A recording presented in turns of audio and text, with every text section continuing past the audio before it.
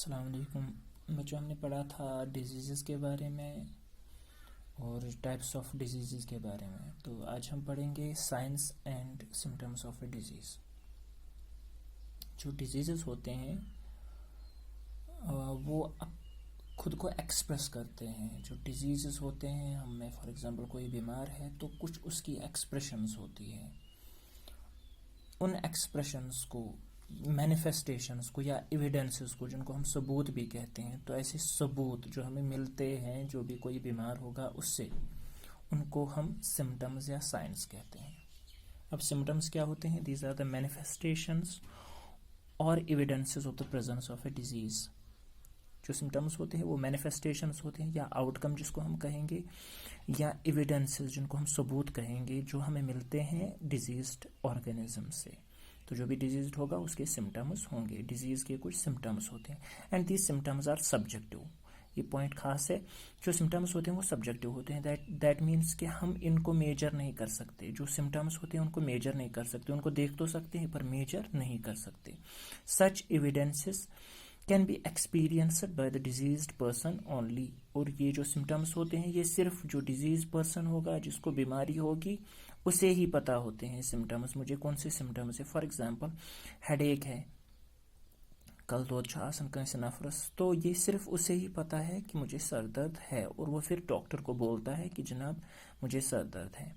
तो जो ये हेडेक है ये किसी भी वजह से हो सकता है, इसके बहुत सारे रीजंस है।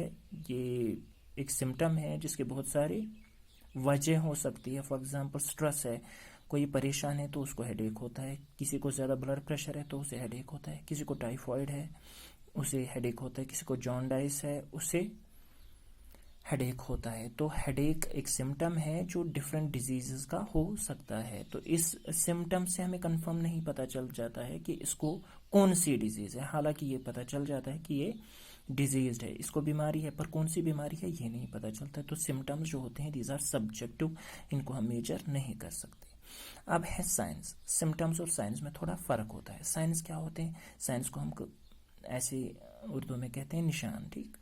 तो these are the objective evidences of disease. ये जो होते हैं दीज आर ऑब्जेक्टिव। ऑब्जेक्टिव वो चीज़ें होती हैं जिनको हम मेजर कर सकते हैं। तो जो साइंस होते हैं these are objective evidences of a disease, और ये कंफर्म हमें बता देते हैं कि कौन सी डिजीज किसको है, which help the doctor to readily identify the disease. और इसी से जो डॉक्टर होता है, डॉक्टर हमारे डिजीज के साइंस देखता है। जब वो साइंस देखता है उससे उसे कंफर्म पता चल जाता है कि कौन सी डिजीज है। सिम्टम से सिर्फ ये पता चल जाता है कि वो डिजीज है, वो बीमार है, और उसे कौन सी बीमारी है वो साइंस से हमें पता चल जाता है। डॉक्टर्स साइंस के लिए हमें बोलते हैं, हम उन्हें सिम्टम्स बोलते हैं। हमें ये सिम्टम है, फॉर एग्जांपल हमें हेडेक है, हमें कोई और चीज़ है, और वो कंफर्म करता है साइंस कौन से हैं, और उसी की वही देख के उसे पता चल जाता है कि कौन सी बीमारी है, ठीक है। For example these are observable evidences, और ये वो चीज़ें हैं जो दिख जाती हैं, दूर से दिख जाती हैं, of the disease. For example जैसे रैशेस हैं, किसी के स्किन रैशेस हैं, कांस्टियोफिल्ड्रामी, तो ये एक साइन होता है जिससे डॉक्टर कंफर्म कर देता है कि कौन सी डिजीज है। या किसी को हाई ब्लड प्रेशर है, ये वो मेजर कर सकता है। तो ये चीज़ें मेजर, जो साइंस होते हैं वो मेजर होते हैं, वो ऑब्जेक्टिव होते हैं, जिनको हम मेजर कर सकते हैं, और ये दूर से ही दिखते हैं और आइडेंटिफाई होते हैं। मतलब ये दूसरा पर्सन भी देख सकता है। सिम्टम्स सिर्फ वो खुद बंदा देख सकता है, जो साइंस होते हैं वो दूसरा बंदा भी देख सकता है। डॉक्टर साइंस देखता है और उसके बाद में दवाई देता है, ट्रीट करता है, ओके। इसके बगैर है और एक टर्म जिसको आपको याद रखना है, वो है इन्फ्लेमेशन। इन्फ्लेमेशन क्या होता है? इन्फ्लेमेशन होता है it is a response of our immune system to fight the injuries and infectious invaders like bacteria and viruses. तो इन्फ्लेमेशन हमारी बॉडी का रेस्पॉन्स होता है, it is the response of our body, our immune system, जिससे कि हम infection को fight करते हैं। फॉर एग्जांपल हमारे अंदर बैक्टीरिया चला जाता है, वायरस चला जाता है जो हमें इन्फेक्शन काज कर सकता है, तो हमारी बॉडी खुद को डिफेंस करती है, हमारा इम्यून सिस्टम खुद को डिफेंड करता है। तो उस डिफेंस रेस्पॉन्स को ही हम इन्फ्लेमेशन कहते हैं। It is a response of our immune system to fight the injuries and infectious invaders like bacteria and viruses. हाँ, हमें जब इंजरीज होती है वहां पे भी इन्फ्लेमेशन होती है। इन्फ्लेमेशन में क्या क्या चीज़ें होती हैं, ये हमारा क्या है, इन्फ्लेमेशन क्या है हमारा, ये हमारा रेस्पॉन्स है, हमारी बॉडी का रेस्पॉन्स है किसके लिए, इन्फेक्शस इन्वेडर्स के लिए जो हमें इन्फेक्शन काज करते हैं या इंजरीज के लिए। इसके कुछ साइंस हैं, हमें इन्फ्लेमेशन है या नहीं है, इसके कुछ साइंस है। फॉर एग्जांपल हीट प्रोड्यूस होती है। फॉर एग्जांपल अगर कहीं पे भी आपको लग जाती है जख्म जो लगन, तो वहाँ पे वो एरिया गर्म हो जाता है, तो हीट जो है वो इन्फ्लेमेशन का एक इंडिकेटर है। ऐसे ही पेन दाग चतन करन, रेडनेस, वहाँ पे वो जो एरिया है वो रेड हो जाता है, जहाँ पे भी इन्फेक्शन होगा या जहाँ पे भी इंजरीज होगी तो रेडनेस होती है, स्वेलिंग होती है, loss of function, in extreme cases loss of function, उस पार्ट का लॉस ऑफ फंक्शन भी हो सकता है। ओके, तो इन्फ्लेमेशन आपको समझ आ गया। इन्फ्लेमेशन क्या है, ये हमारी बॉडी का रिस्पॉन्स है, हमारी इम्यून सिस्टम का रिस्पॉन्स है फाइट करने के लिए इन्फेक्शस इन्वेडर्स को, बैक्टीरिया वायरसेस को या इंजरीज को, इनको फाइट करने के लिए जो हमारा रिस्पॉन्स है, बॉडी का रिस्पॉन्स है, उसको हम कहते हैं inflammation. It is a response of our immune system to fight the injuries and infectious invaders like bacteria and viruses. Okay, तो इसके बाद में हमें पढ़ना है प्रिंसिपल्स ऑफ प्रिवेंशन। हम कैसे अब डिजीज को प्रिवेंट कर सकते हैं। देखिए, डिजीज होनी ही नहीं चाहिए। अब इसको प्रिवेंट कैसे कर सकते हैं, क्योंकि जो डिजीजेस होती हैं उसके बहुत सारे नुकसान हैं। For example, one is a person suffers a disease, his body functions will be affected. Okay, उसकी जो बॉडी की फंक्शंस है वो कंप्लीट नहीं कर पाएगा। इसका मतलब उसकी घर पे असर पड़ेगा, क्योंकि वो काम नहीं कर पाएगा तो उसके घर पे असर पड़ेगा, उसकी खुद की बॉडी पे असर पड़ जाएगा, या he will be confined to the bed for some time, for some period of time, वो उसे एक ही जगह पे रहना पड़ेगा, उसकी वजह से भी प्रॉब्लम्स हो जाएंगी। या he will serve as a source of infection to the other organisms, उसकी वजह से जो उसे बीमारी लगी है हो सकता है कि वो कम्युनिकेबल डिजीज हो, वो इन्फेक्शस डिजीज हो, वो उससे दूसरे इंसान को भी लग सकती है, दूसरे जानवर को भी लग सकती है, या किसी और ऑर्गेनिज्म को भी लग सकती है। तो इस वजह से जो डिजीज है वो नहीं लगनी चाहिए। अब डिजीज को रोकने के लिए हमारे पास दो तरीके हैं, एक है प्रिवेंशन, दूसरा है क्योर। एक है प्रिवेंशन, दूसरा है क्योर। तो पहले हमें करना चाहिए कि हमें डिजीज ना लगे। दूसरा, अगर अब लग गई तो फिर हम उसे क्योर करनी चाहिए। हम उसको हम डॉक्टर के पास जाएंगे और वो हमें दवाई उसके लिए देगा, लेकिन पहले हमें प्रिवेंशन पे ही ध्यान देना चाहिए। तो क्या प्रिंसिपल है प्रिवेंशन का? Preventive measures are the precautionary steps. जो प्रिंसिपल ऑफ प्रिवेंशन है, तो हमें क्या बताता है? प्रिवेंटिव मेजर्स, जो प्रिवेंटिव मेजर्स है ये असल में वो प्रिकॉशनरी मेजर्स है जो हम लेते हैं to check the transmission of infectious diseases, जिससे हम चेक कर सकते हैं, जिससे हम ट्रांसफर रोक सकते हैं या हम ट्रांसमिशन रोक सकते हैं। एक इंसान से दूसरे इंसान को ये डिजीज ना लग जाए, उसको रोक सकते हैं, जिससे हम डिजीज को रोक सकते हैं ताकि ये किसी और बंदे को ना लग जाए। तो ऐसे प्रिवेंटिव मेजर्स को ही ऐसे प्रिकॉशनरी मेजर्स को ही हम प्रिवेंटिव मेजर्स कहते हैं। तो प्रिंसिपल ऑफ प्रिवेंशन जो है डिजीज का वो प्रिकॉशनरी मेजर्स, वो मेजर्स जो आप लेते हैं ताकि ट्रांसमिशन ऑफ डिजीज ना हो, ट्रांसमिशन ऑफ इन्फेक्शियस डिजीज ना हो। तो जो प्रिवेंशन हम लेते हैं वो दो टाइप्स के प्रिवेंशन हम लेते हैं। कौन कौन से? एक है जनरल वे, दूसरा है specific way. 2 ways of prevention, 2 तरीकों से हम प्रिवेंट कर सकते हैं ट्रांसमिशन ऑफ डिजीज। एक इंसान से दूसरे इंसान को बीमारी ना लगनी चाहिए, उसके लिए हमारे पास 2 तरीके हैं, जनरल वे और स्पेसिफिक वे।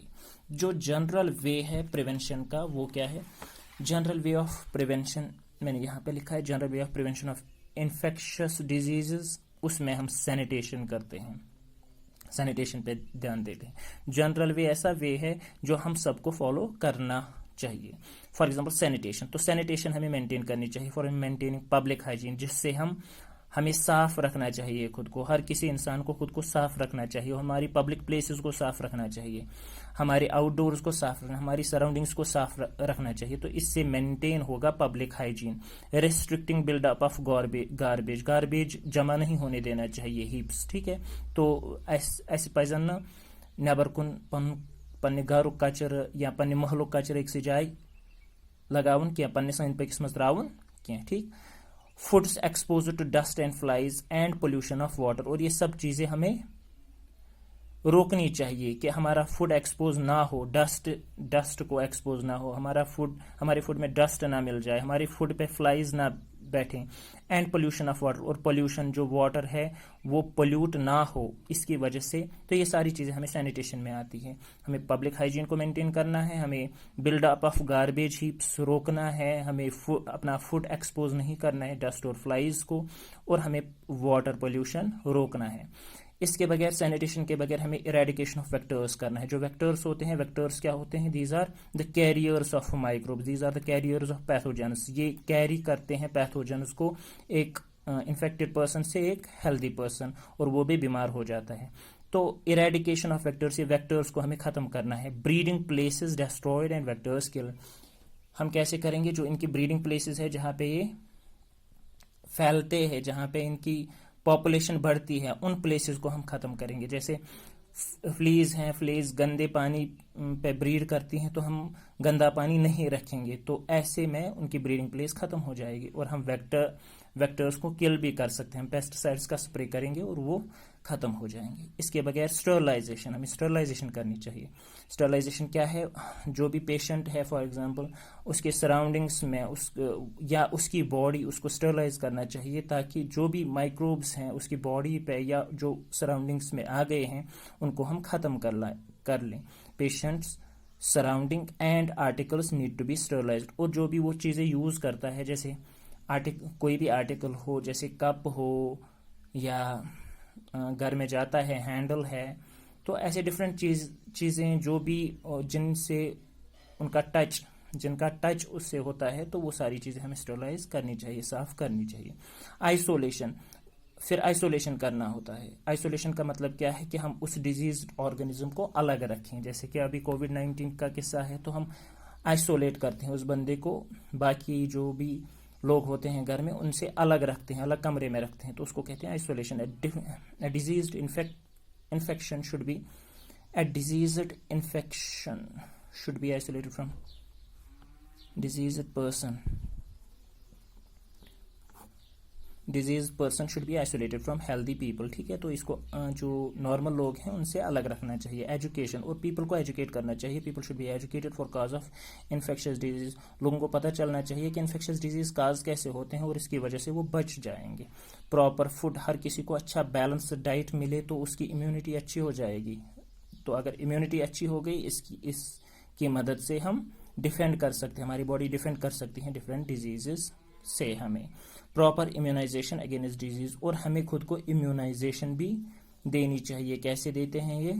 थ्रू वैक्सीन्स, ठीक है? हम वैक्सीन करते हैं और उसकी वजह से हमें इम्यूनाइजेशन मिलती है, तो ये भी हमें करना चाहिए ताकि डिजीजेस फैले नहीं। अब स्पेसिफिक वे है, स्पेसिफिक वेज ऑफ प्रिवेंशन, वो तो कॉमन वेज होंगे। अब स्पेसिफिक वे क्या है? वो है इम्यूनाइजेशन, ठीक है? हम इम्यूनाइजेशन करते हैं, वो एक स्पेसिफिक वे है जिससे हम किसी पर्टिकुलर डिजीज को प्रिवेंट कर सकते हैं, वो फैलेगी नहीं। इसके लिए स्पेसिफिक वे क्या है? वो है इम्यूनाइजेशन। इम्यूनाइजेशन का मतलब क्या है? हम वैक्सीन्स करते हैं। वैक्सीन क्या होता है? Is a preparation of antigenic proteins. इसमें प्रोटीन्स होते हैं वो एंटीजेनिक होते हैं। एंटीजन वो होते हैं जिनकी वजह से हमारी बॉडी में एंटीबॉडीज बनते हैं। एंटीबॉडीज हमारी डिफेंस मैकेनिज्म के लिए होते हैं।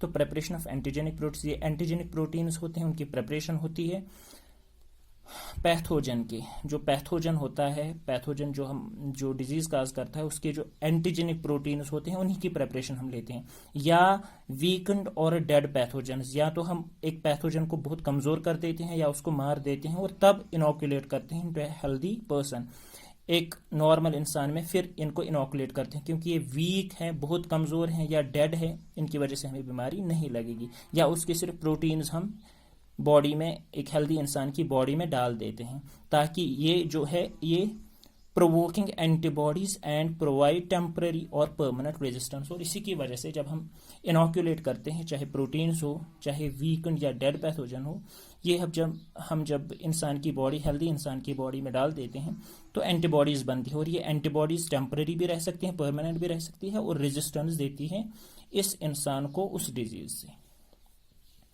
तो इसी को कहते हैं हम वैक्सीन। ओके, अब वैक्सीनेशन क्या है? यही टेक्निक यही टेक्निक जिससे डेवलप होती है रेजिस्टेंस एक होस्ट में, एक इंसान में डेवलप होती है रेजिस्टेंस कब होती है? जब हम उसको एक्सपोज करते हैं नॉन वेरुलेंट स्ट्रेन्स। ये वो स्ट्रेन्स होती हैं, ये वो ऑर्गेनिजम्स होते हैं जो हमें डिजीज काज नहीं करते हैं। ऐसे स्ट्रेन्स को हम बॉडी में डाल देते हैं, उनके खिलाफ हमारी बॉडी एंटीबॉडीज बनाती हैं और वो हमें डिफेंस देती हैं। और एटेन्यूएटेड पैथोजेंस और दियर पार्ट्स, एटेन्यूएटेड यही होता है जो मैंने ऊपर लिखा था, वीकन्ड और डेड पैथोजेंस, इनको हम एटेन्यूएटेड पैथोजेंस भी कहते हैं।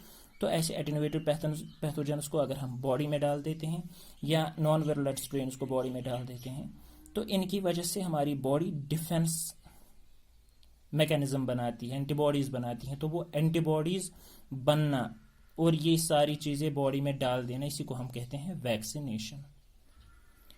चलिए ये आगे कंटिन्यू करते हैं अगले दिन।